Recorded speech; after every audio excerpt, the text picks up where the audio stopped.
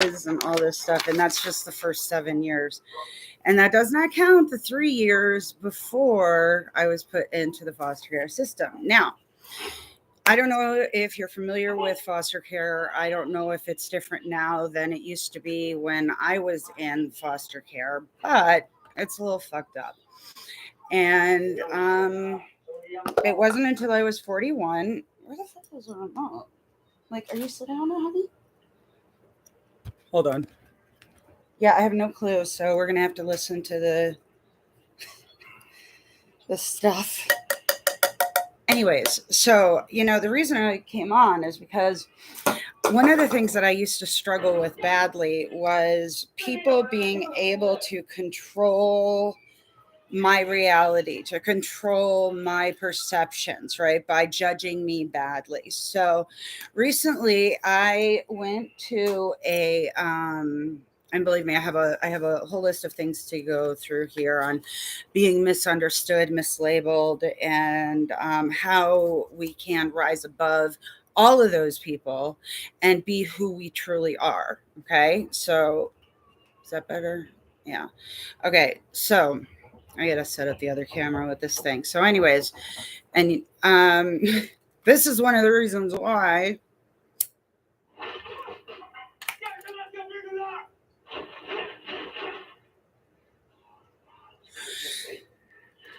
All right, so I sent, or no, okay, my cousin, her daughter was having a graduation party. I did not want to go. I'm not there yet. I did not want to go, and I guess I still hold resentment against my cousins for not actually giving a fuck about my journey, but then, me wanting to be there for theirs, it's like, why do I do this? Why do I try to explain myself so much? Do you feel like you have to answer to the world for who you are? Because that's how I feel. I feel like I'm not good enough. Ugh, I gotta put it down like dry. I feel like I'm not good enough, right? And I got all these bad feelings when I think of, Shelly and the kid and how I'm a bad influence. And I'm like, oh, but alcohol's okay. Y'all drink alcohol, you get drunk, you got alcoholic. So if I was the alcoholic instead, that would be better than me using legal THC.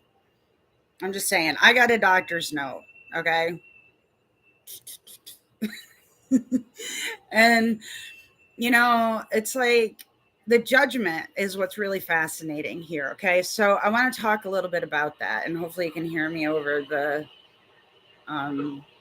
horror movie that's playing in the background because I don't know where the remote is. Excuse me.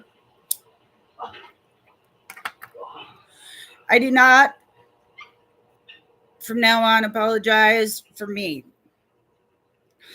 And I told her that too. I did a really nice letter and everything, and she, of course, didn't respond because she is a cow and she deserves every negative thing that happens to her.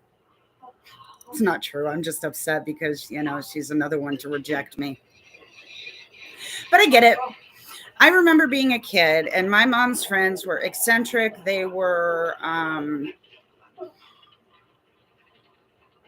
scary because my mom, when she would act weird, it would freak me out. And so she has these eccentric friends, and that used to freak me out, right? And then here I am turning into basically what they were. I'm the eccentric, bad influence, like aunt or whatever. Everybody has left me except for my mother, my aunt. And it looks like my other cousin is probably going to just follow her sister. I don't know exactly, but she'll let me know. And it's like, what the fuck? How is it people see all this bad in me, but they don't see the good? Look, I don't know where to look here. I'm a good person. I'm a loving person. I'm a caring person. I always have been. But I have also been told my entire life that I was a manipulator, that it was my fault that adults would fight because I would put one against the other. A child, was being blamed for how adults behaved. Don't you just love it?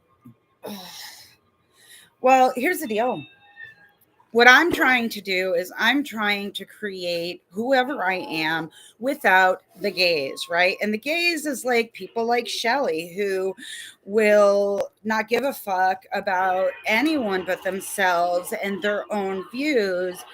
And spaghetti monster forbid that, you try to say, hey, there are other ways of looking at things. People like that you can't really reach because they're the ones that are sort of fanatical and steadfast, and apparently her boyfriend, now husband, used to smoke a little bit of weed, a little bit of cannabis, and she literally broke off the thing until he quit. So frankly, I think, Shelley, you are a manipulative cow, a judgmental beast, and I think that my life is going to be a hell of a lot better without you in it. So, and here's the thing, you can judge people all you want, but you wouldn't survive in my fucking shoes. You may think you're a tough bitch, but I'm going to tell you something, Shelley, you're not. You're nothing. You got nothing on me. I've survived more than you have, even though you think you have. And I've managed to be a loving, kind person through everything that I've been through. And yet you turned into a closed off shell of a woman who is just going to be stuck behind all of these rules that are just stupid and they make you feel comfortable. Maybe, I don't know, I don't get it, but I'm tired of being misunderstood.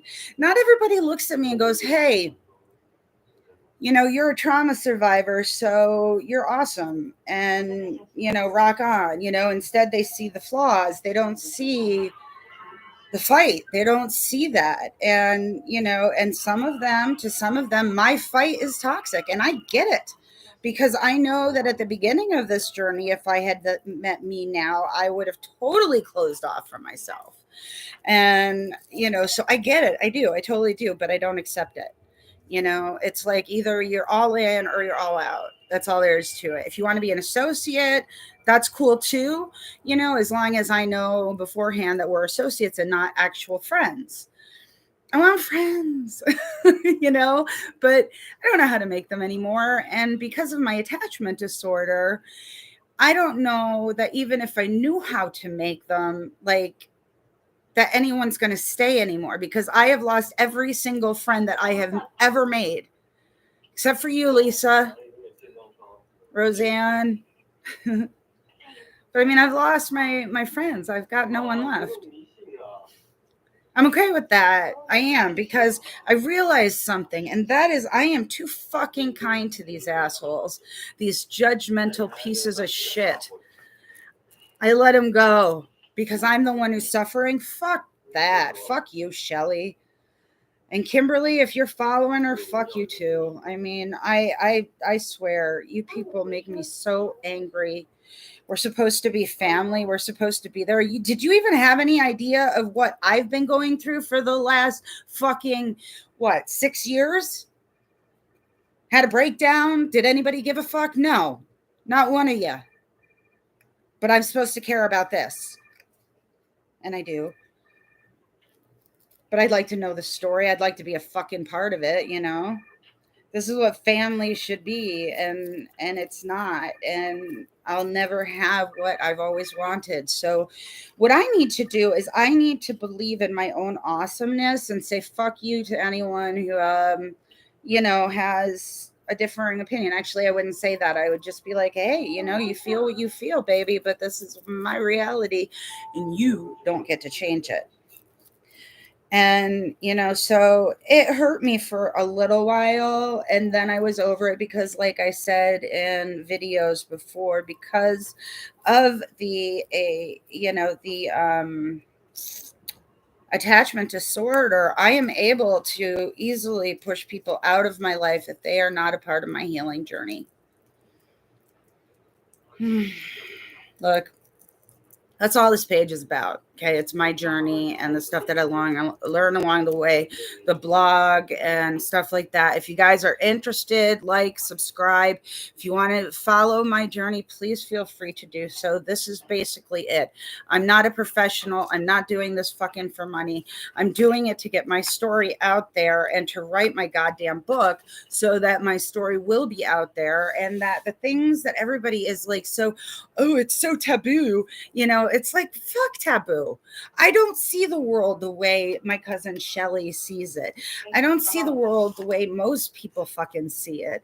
And I sure as hell don't see it in like this little box that religion and, against abortion and against plants that help people feel better. It's like, give me a fucking break, man.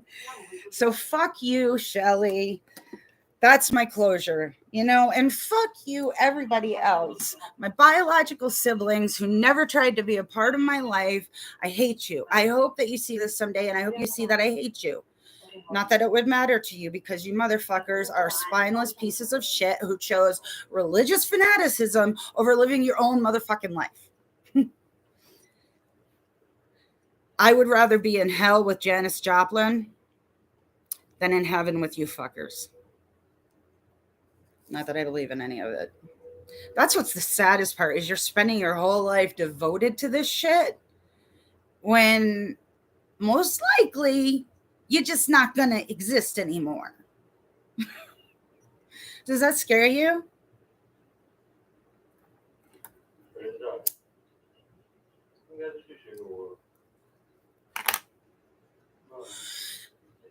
I'm just curious, because when I was a kid, it used to scare me. And then I realized death is inevitable. No point in hurrying it along, right? No matter how low I get, I might as well suffer through it, because at least I get to, exist now and have pink hair. That makes me happy.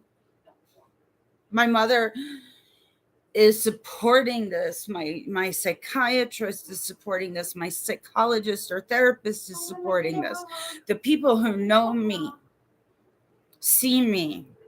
They see me as a special person, as a good person, as a loving person. They see me.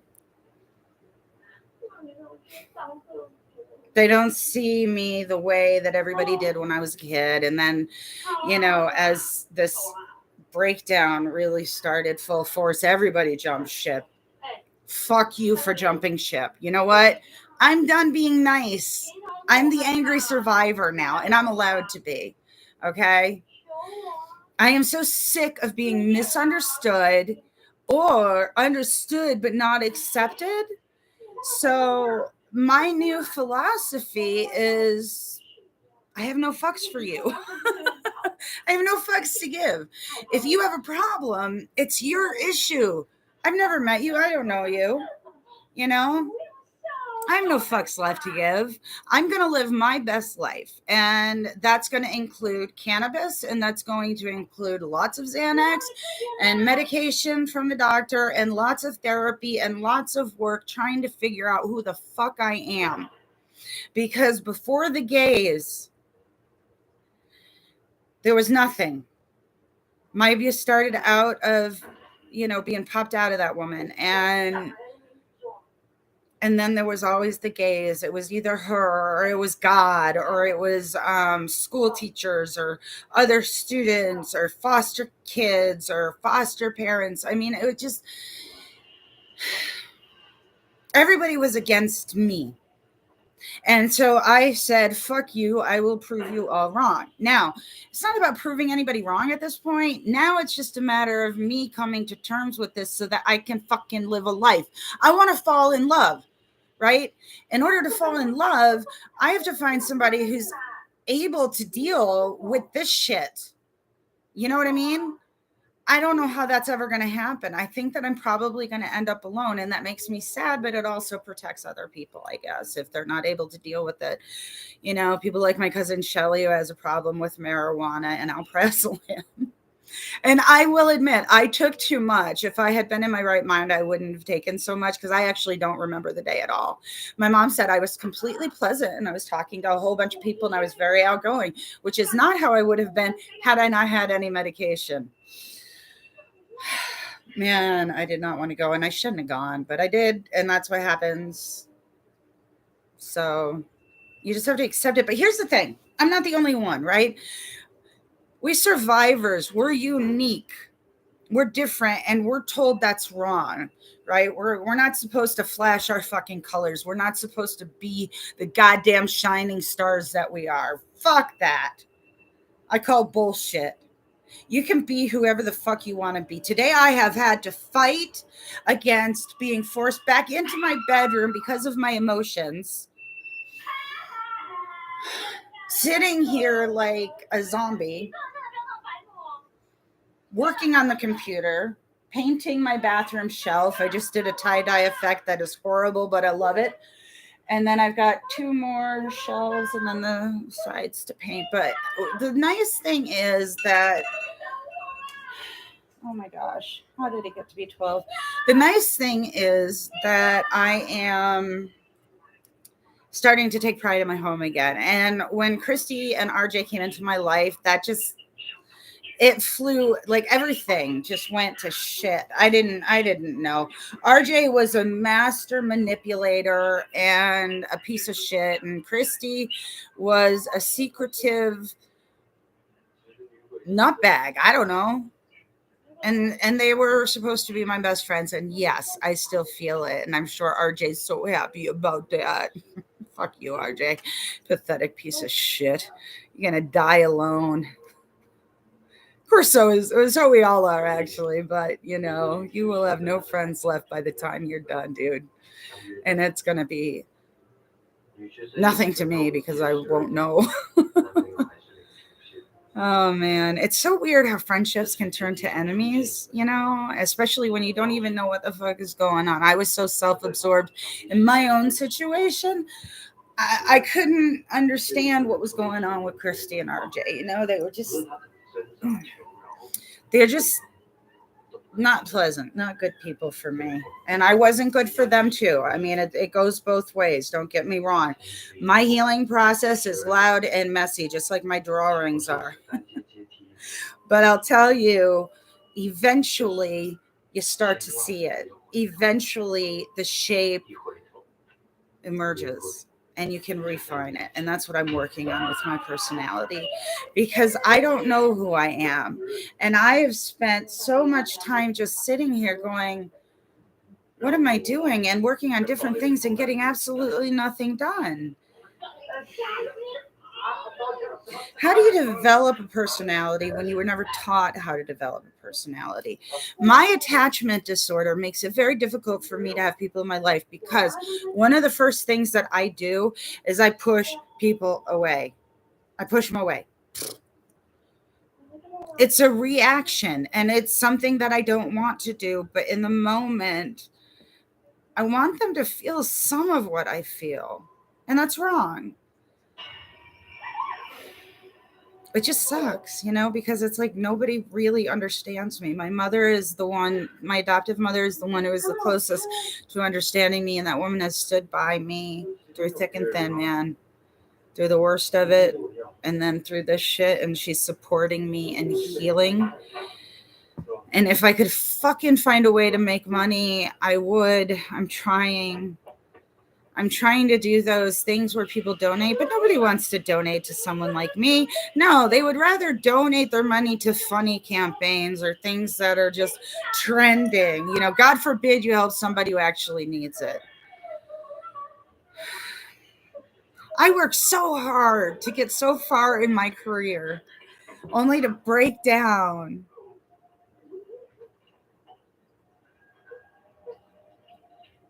I am awesome, despite or in spite of what other people may think or how they may see me.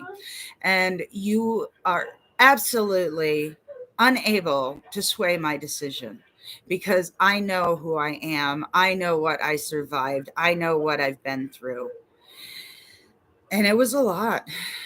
And it hurt. and I'm still struggling. But at least I'm here and I'm struggling. Death's inevitable. I'm not going to hurry that shit along.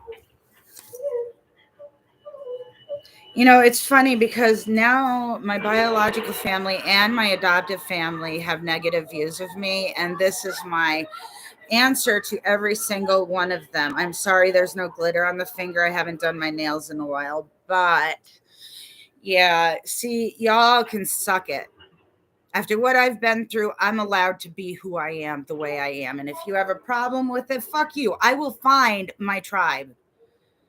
I will fucking find my tribe, and you are not a part of it, and you lose out. You lose out on color. You lose out on deep emotions. You lose out on deep connections. You lose out on the beauty of human relationships because you shut yourself off. And that's on you. That's your issue. That's how you have to deal with it. That's how you have to deal with it. But I don't have to forgive you for it. I don't have to like you for it. And I don't have to love you anymore. Boom, you're gone. You don't exist. You're not my cousin. See, I can do that. And people will call me cold-hearted, I'm sure. And yes, when I do that, I am cold-hearted. Without a doubt. You have to be if you're going to push people out of your life. Problem is, I don't want people to go, except Shelly. She has to go if she's got a problem with, I have a prescription for everything I take, and the doctor knows exactly what I take, and every week we talk about it. Unlike Shelly and Kimberly, we don't fucking keep secrets. What is that, anyways? Don't tell so and so. It's like, fuck you. I stopped at some point, and I was like, no. Don't tell me something you don't want me to tell somebody else, because mom knows everything. I tell her everything. And, I'm not going to pretend no, fuck it. No. But see, here's the thing. Because of this attachment disorder, it has made it very difficult, obviously, for me to have friends, romances. And romance would have to go so slow anyways, because I am so damaged romantically that the thought of it kind of makes me nauseous. And so it would take time and patience for someone to be able to love me and want to be with me. And I don't think there's anyone out there who would. But I need to love me, and I need to find out who I am. I am bubblegum pink hair. Okay. And I am lots of tie-dye that's probably not even done properly. I don't care, but I'm going to learn some new techniques, and I'm going to try to set up a space in the cat room for me to do my tie-dyes. And then if I do good enough ones, eventually maybe I can sell them and hopefully make some money. I don't know. But right now, I'm trying to work, and I keep getting distracted, and then it's like I'm going boom, boom, boom, boom, boom. And I tried to write, didn't get a lot done, but I guess it's the little pieces that we get in there that are important. This book has to be written, and it has to be good, and it has to be valid. And it's my truth. So fuck you, anyone who fucked me over, and I have proof of it, because you will be called out. And other people, I'm changing their names because I actually care about them. So I thought I wouldn't do that. I thought I wouldn't compromise, but I realized that some people, they didn't ask to be in my drama. They didn't ask to be in my story. And other people just force themselves in by being complete assholes and taking advantage of me. So I'm going to talk about that. I want to talk about that. I want to write about it. I got to get a, what do you call those things? A transcriber, so that when I do the videos, I can also transcribe it and then start to work it into the book. So I don't know, but I really do want to start doing things here on YouTube. I don't know how you get followers, how any of that stuff works, but I'm just going to keep doing the videos, posting them on Facebook, and hopefully anyone who is an adult survivor who feels alone, look at my Facebook page, look at my past videos, and join the journey, because you're a survivor, and surviving is not enough. It's time to heal. And I might be able to help you figure out how to heal through my experience. I am Phoenix, and I am a good, loving, kind, flawed person. I mean well, I cause harm. Not intentionally, but I do. I always tell the truth, which can be very disconcerting for people and also make them not want to be around me, apparently.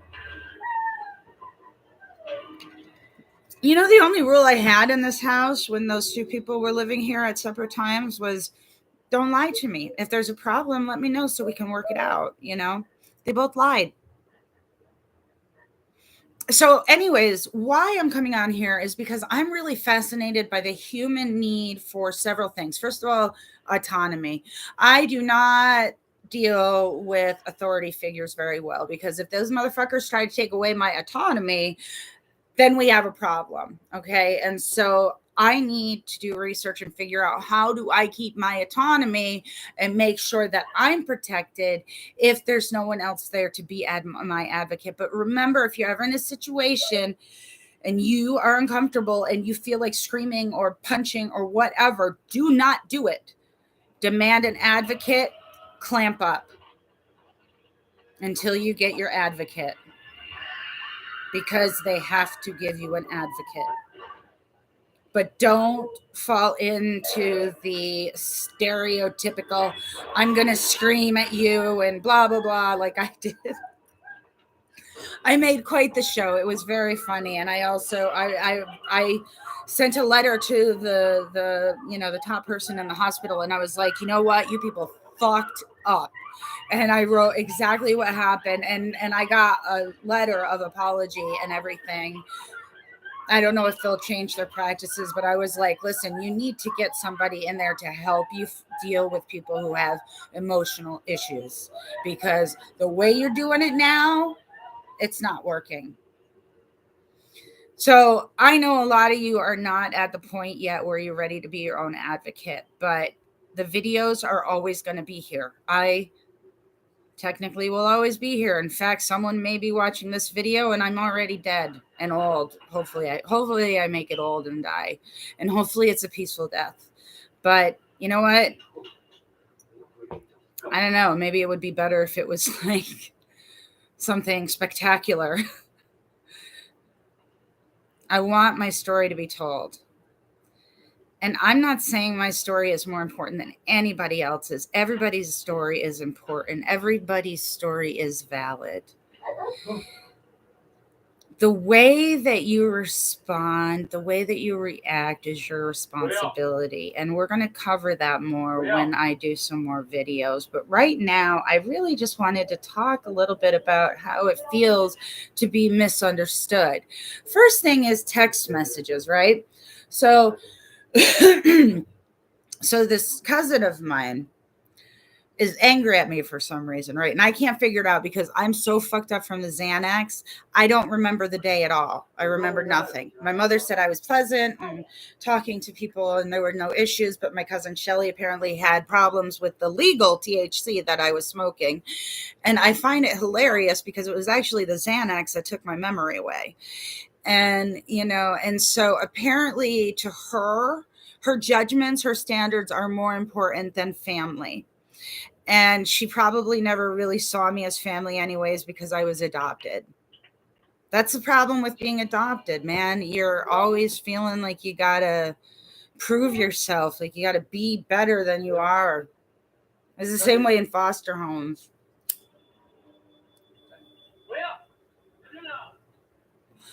I have an interesting life.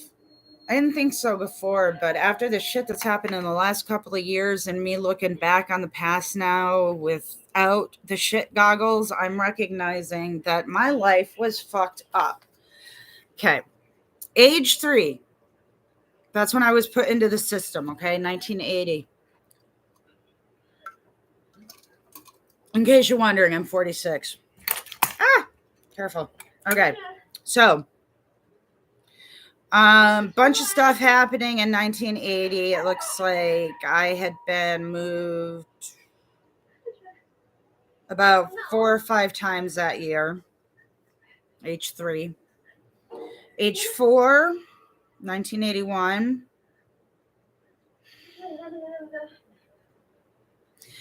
Eileen brought in by police for fighting and committed by Dr. Faruqi. I moved into care of Jay moved into care of Harriet Evans and her family of 4 at 6th Street. Harriet reports Jay is okay, doing well, and going to daycare. They always said I was okay. I was never okay. I don't know why they always said that. Let's see. So yeah, age 4, about 5, 6 times. Age 6.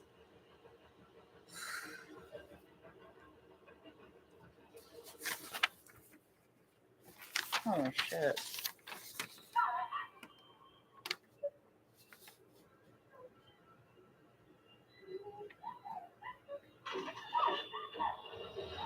About 10 times when I was 6, if not more. I'll have it in the book because I could be reading this wrong, but age 7.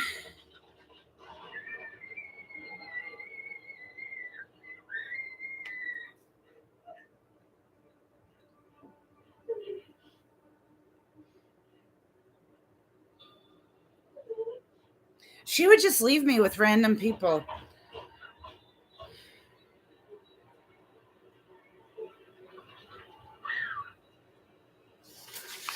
Anyways, so I'm just saying that there's a lot more to this, and the book is going to be fascinating if I ever fucking get it done. I would like some followers here. I would like some people who would comment and be a part of the community and talk and chat. I will ban and block anyone who is negative or does not come at it with the idea of actually having a conversation about it. So if you're some twat waffle who just wants to come on and fuck with some survivors, this isn't the place to do it. All I can do is block you, but you're still a twat waffle. Everybody else, if anybody watches this video, thank you for watching to the end. Remember that you are valid. Please subscribe, do whatever, because Facebook doesn't show my shit to anyone. And I want this to reach the me's of the world, because when I was first starting out, I could have used this as a way to make it easier. So we will talk later, but I hope it was a good enough introduction. I was adopted when I was 11 years old. The trauma lasted from birth to 11 years, and my brain developed differently than people who had good childhoods or decent childhoods. If you're neglected between the ages of 0 and 5, your brain literally develops differently. So I've got a lot that I'm fighting here, and I feel guilty for it, and I feel wrong for it, but I'm done with that shit. You know what? Declaration. I am Phoenix Page, and I am fucking awesome. I had to fight for my life every goddamn day, and I did it. And I continue to do it. And some days I can't get out of bed because it's so exhausting, but that doesn't mean that I'm going to stop fighting. And I sure as hell hope you don't either. It is never too late. I don't think that's true anymore, is it? I guess it is too late sometimes. But I think it's funny that Shelly has a problem with weed.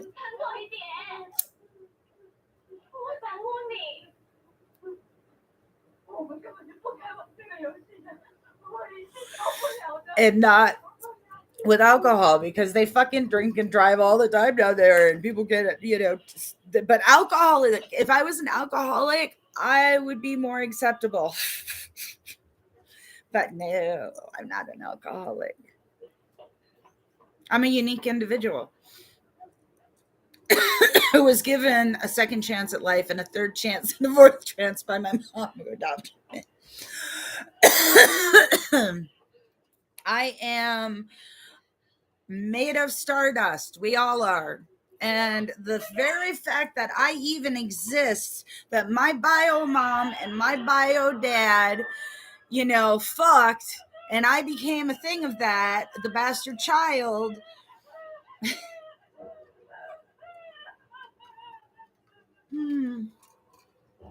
Now, I made a lot of mistakes in the past. I thought I knew a lot.